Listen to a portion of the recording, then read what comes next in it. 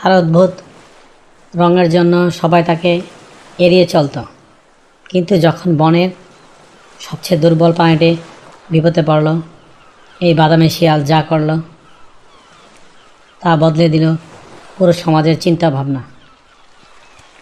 Hello প্রিয় বন্ধুরা, আজকের গল্পের নাম বাদামি শিয়ালের বন্ধুত্ব। অনেক অনেক দিন আগের কথা।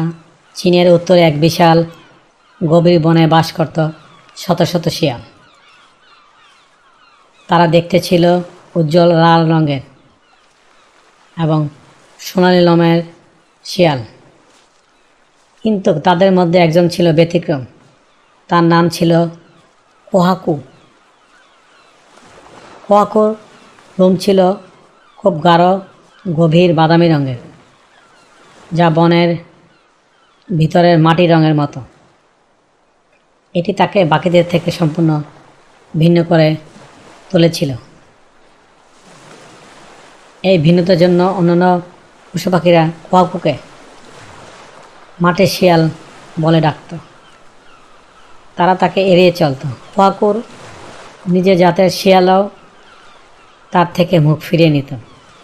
সে যখন খেলার জন্য তাদের কাছে যেত, তারা দ্রুত অন্যদিকে সরিয়ে যেত। তারা বলতো, তুমি আমাদের মতো নও কোহাকু। কোহাকু দিনের পর দিন বনের এক কোণে বাস করে থাকত। দীর্ঘশ্বাস ফেলে অন্যদের হাসি তামাশা খেলা দেখত। তার একাকিত্ব ছিল বনের সবচেয়ে গভীর অন্ধকারের চেয়েও বেশি নিবিড়। তার একমাত্র সান্ত্বনা ছিল চাঁদ, যার নীরব আলো আর বাদামি লোমের উপর পড়ত। কোহাকুর বাবা মা তাকে শিখিয়েছিলেন যে রং কোনো বিষয় না, আসল হলো সাহস আর দয়া। কিন্তু যখন তার সেই গুণের দেখানোর সুযোগ এলো, তখন সেই দ্বিধায় ভুগল। সে ভাবত, যদি আমি কোনো ভালো কাজ করি তবুও কি তারা আমার রং নিয়ে হাসবে না? এই দ্বিধা তাকে আরও বেশি চুপচাপ করে তুলল। একদিন কোহাকু বনের ধারে ঝর্ণার কাছে জল পান করতে গেল। সেখানেই তার সাথে দেখা হলো টিমোথি নামের এক খরগোশের সাথে। টিমোথি ছিল সবার প্রিয়, হাসি খুশি, সদা চঞ্চল। কিন্তু টিমোথিও কোহাকুকে দেখে একটু ইতস্তত করল। টিমোথি, শিয়াল ভাই, তুমি এখানে একা নাকি? কোহাকু বলল, হ্যাঁ টিমোথি, তুমি কেন ভয় পাচ্ছ? টিমোথি বলল, তোমার রংটা অন্যান্য শিয়ালের মতো নয়। ডুকু বলে তুমি নাকি একটু অন্য ধরনের। কোহাকু দীর্ঘশ্বাস ফেলে, হ্যাঁ আমি আলাদা। তুমি কি আমার থেকে দূরে থাকবে নাকি? টিমোথি কিছু আর বলতে পারল না, শুধু মাথা নিচু করে দ্রুত সরে গেল। কোহাকুর হৃদয়ে আবার সেই পুরানো ব্যথা ফিরে এলো। সে জানতো এই পৃথিবীতে সে তার ভিন্ন রঙের জন্য কোনো স্থান পাবে না। সেই দিন গ্রীষ্মর এক বিকালে কোহাকু যখন তার প্রিয় একা থাকার জায়গায় বসেছিল, হঠাৎ বনের বাতাস এক ভয়ানক চিৎকারে ভারী হয়ে উঠল। এটি ছিল টিমোথির চিৎকার। সে দেখল বনের মাঝখান দিয়ে টিমোথি প্রাণপণে দৌড়াচ্ছে। কোন দিকে জানি সে পালাচ্ছে।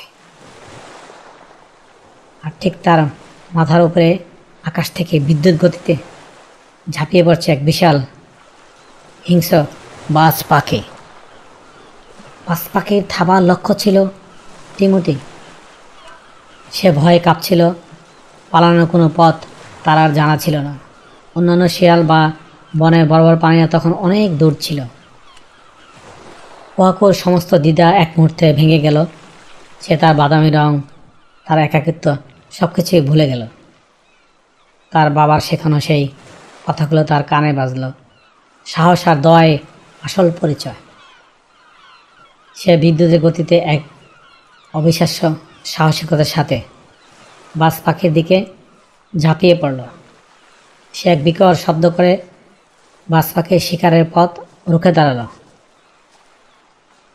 বাজ পাখি এমন আকস্মিক আক্রমণে সম্পূর্ণ অপ্রস্তুত ছিল। এই অচেনা বাদামি শিয়ালের তীব্র আক্রমণে ভয় পেয়ে বাজ পাখিটিও তার শিকার ফেলে দ্রুত আকাশের দিকে উড়ে পালাল। ছোট্ট টিমোথি প্রাণে বাঁচল। সে তখন কাঁপছিল, কিন্তু তার চোখে ছিল এক কৃতজ্ঞতা। টিমোথি ধীরে ধীরে কুয়াকুর দিকে এগিয়ে গেল। সে দেখল কুয়াকুর লোমের রং হয়তো আলাদা, কিন্তু তার মনটা ছিল সোনা দিয়ে মোড়ানো। তার চোখে ছিল না কোনো অহংকার, কেবলই ছিল মানবতার সহানুভূতি। কুয়াকু, তুমি আমার জীবন বাঁচিয়েছ।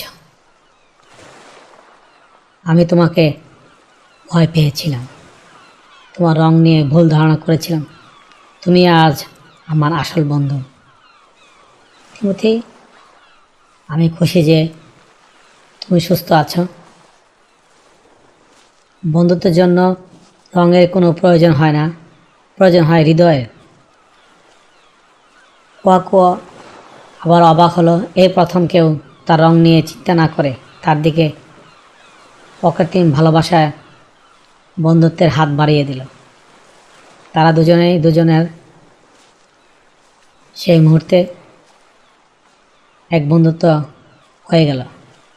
একদিকে বাদামি শিয়াল, আরেকদিকে এক ছোট্ট খরগোশ। এই ঘটনার পর টিমোথি কুয়াকুর সবচেয়ে ভালো বন্ধু হয়ে গেল। তারা প্রতিদিন একসঙ্গে খেলা করত। টিমোথি অন্য প্রাণীদের কাছে কুয়াকুর অসাধারণ সাহসিকতা, দয়া আর আত্মত্যাগের কথা বলতে শুরু করল। সে বলল, কুয়াকু তার জীবন দিয়ে আমাকে বাঁচিয়েছে। বাইরের রং কোনো বিচার নয়, মনে আসলো পরিচয়। ধীরে ধীরে বনের অন্যান্য প্রাণীরাও বুঝতে পারল যে তারা এতদিন কত বড় ভুল করেছিল।